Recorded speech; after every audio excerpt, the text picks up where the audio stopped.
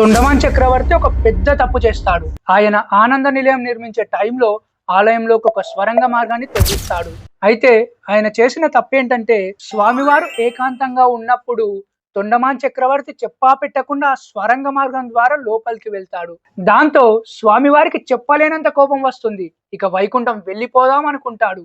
కానీ బ్రహ్మదేవుడికి ఇచ్చిన మాట కోసం అక్కడే ఉంటాడు. కానీ ఇక మీద తాను శిలారూపంలో ఉంటా అని చెప్తాడు. తాను శిలారూపంలో ఉన్నా సరే తన కళ్ళ ముందు జరిగే ప్రతి విషయాన్ని చూస్తూనే ఉంటా అని చెప్పి సతీ సమేతంగా శిలగా మారిపోతాడు శ్రీనివాసుడు. ఒక ఇంపార్టెంట్ విషయం చెప్పడం మర్చిపోయా. స్వామివారు కొండ మీద ఉండడం కోసం వరాహస్వామిని ప్లేస్ అడుగుతాడు. అందుకు బదులుగా మొదటి నైవేద్యం, మొదటి దర్శనం నీకే అని చెప్తాడు. నీ దర్శనం చేసుకొని నా దర్శనానికి వచ్చిన భక్తుల కోరికలు మాత్రమే తీరుస్తాను అని తాను మాటిస్తాడు. అందుకే అందరికి చెప్తున్నా, వరాహస్వామి దర్శనం చేసుకున్న తరువాతే శ్రీనివాసుడి దర్శనానికి వెళ్ళండి. ఇది నా మాట కాదు, సాక్షాత్తు శ్రీనివాసుడి మాటే.